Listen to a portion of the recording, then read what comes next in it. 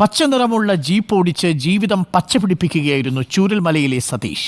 കുട്ടികളുൾപ്പെടെ 4 അംഗ കുടുംബത്തിന്റെ അന്നം കൂടിയായിരുന്നു സതീഷിന്റെ ആ ജീപ്പ്. ദുരന്തത്തിൽ പക്ഷേ ആ ജീപ്പ് നാമാവശേഷമായി പോയി.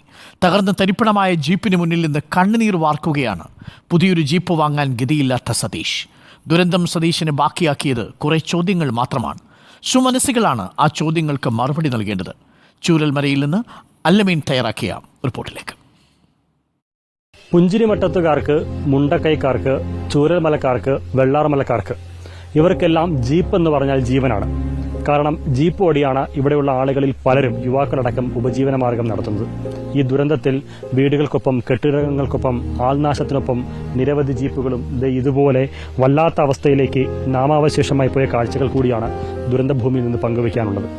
ജീപ്പ് തകർന്നു എന്ന് പറയുമ്പോൾ വെറുതെ ഒരു ജീപ്പ് അല്ലെങ്കിൽ ഒരു വാഹനം തകർന്നു എന്നതിനപ്പുറത്തേക്ക് പലരുടെയും ഉപജീവന മാർഗത്തിന് മേലുള്ള ഒരു ഇടുത്തി കൂടിയാണ് ഈ ജീപ്പിന് മേൽ വന്ന് പതിച്ചിട്ടുള്ള ഓരോ ഉരുളുകളും ഓരോ മൺകൂനകളും എന്നുള്ളതാണ് ഏറെ പ്രധാനം. ഇതിപ്പോൾ വെള്ളാർമലയിലെ സതീഷിന്റെ ജീപ്പാണ്. സതീഷിനെ സംബന്ധിച്ച് ഈ ജീപ്പ് ഓടിച്ചാണ് ഉപജീവന മാർഗം നടത്തിയിരുന്നത്. ജീപ്പ് കണ്ടല്ലോ, ഇതുകൊണ്ട് ഇനി എന്ത് ചെയ്യാൻ പറ്റുമെന്നുള്ളത് ഒരു ചോദ്യമാണ്. കണ്ടാൽ ജീപ്പാണെന്ന് പോലും പറയില്ല. സതീഷെ, നിങ്ങളുടെ വാഹനമാണ്, നിങ്ങളുടെ ഉപജീവന മാർഗമായിരുന്നു, നിങ്ങളുടെ ഭക്ഷണമായിരുന്നു. ഇത് കാണുമ്പോൾ എന്താ തോന്നുന്നത്? എന്താ ഇനി മുന്നിലുള്ള വഴി? എന്താ ചെയ്യാന്നുള്ളൊരു പിടുത്തമില്ല. ആകണ്ട ഒരു ഉപജീവന മാർഗമാണ്. വണ്ടിയും പോയി, വീടും പോയി. ഞങ്ങളിപ്പോൾ ഒന്നുമില്ലാത്ത നിലയിൽ നിൽക്കുകയാണ്. ഇപ്പോൾ എന്താ ഇപ്പോൾ ചെയ്യേണ്ടതെന്നൊരു പിടുത്തം കിട്ടുന്നില്ല.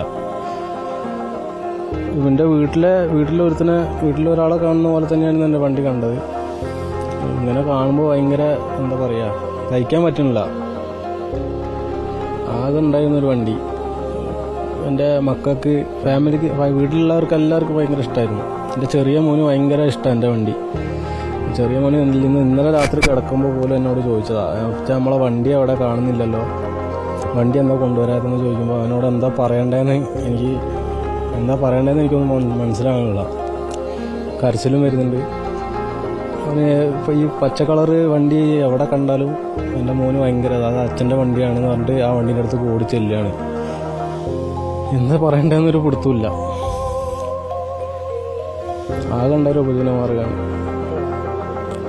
ഞാനിവിടെ 3.5 കൊല്ലത്തോളമായി ഞാനിവിടെ തൊള്ളായിരംകണ്ടി എന്ന് പറഞ്ഞൊരു ടൂറിസ്റ്റ് പ്രസ്ഥാനമുണ്ട്, അവിടെ വണ്ടി ഓടിച്ചുകൊണ്ടിരിക്കുന്ന വ്യക്തിയാണ്.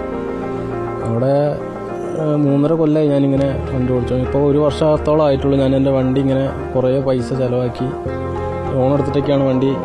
ഫസ്റ്റ് ഒരു ലോൺ ഉണ്ടായിരുന്നു വണ്ടിക്ക്, അത് ക്ലിയർ ചെയ്തിട്ട് ഞാൻ വീട് പണിക്ക് വേണ്ടിയിട്ട് ഞാനൊരു 3.5 ലക്ഷം രൂപ ലോൺ ഇട്ടിട്ടുണ്ടായിരുന്നു. അതിൽ അലമാരിനകത്ത് വെച്ച പൈസയും 1.5 ലക്ഷം രൂപ അലമാര അങ്ങനെ പോയി. എന്താ ചെയ്യേണ്ടതെന്നൊരു പിടുത്തമില്ല. എന്താ പറയണ്ടെന്ന് പറയുന്നില്ല. ഞാനിപ്പോൾ ഇത് ഓടിച്ചുകൊണ്ട് മാത്രം എൻ്റെ കുടുംബം, ഞാൻ, എൻ്റെ വൈഫ്, 2 കുട്ടികൾ, ഞങ്ങൾ ഈ ഒരു വരുമാനമാർഗത്തിലൂടെ മാത്രമായിരുന്നു ഞങ്ങൾ ജീവിതം മുന്നോട്ട് പോയിക്കൊണ്ടിരുന്നത്. അതിപ്പോൾ മുടങ്ങി കിടക്കുകയാണ്.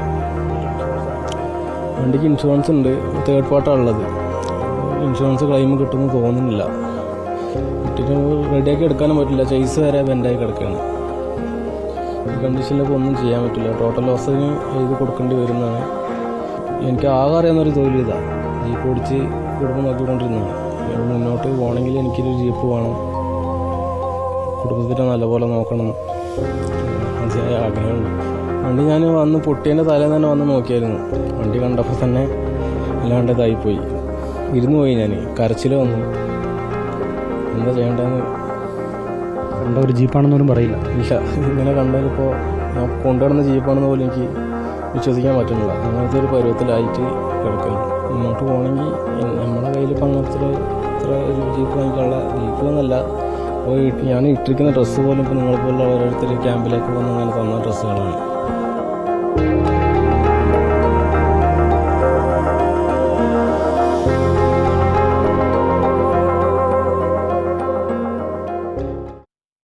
സതീശൻ്റെ പച്ച നിറമുള്ള ജീപ്പിനിയില്ല. സതീശൻ്റെ കുഞ്ഞിന് ആ ജീപ്പ് ഒട്ടേറെ ഇഷ്ടമായിരുന്നു. സതീശൻ്റെ കുടുംബം കഴിഞ്ഞു പോകുന്നതും ആ ജീപ്പിൻ്റെ വളയം പിടിച്ചാണ്. ആരാണ് സതീശന് തുണയാവുക എന്ന ചോദ്യം മാത്രം ബാക്കിയാവുന്നു.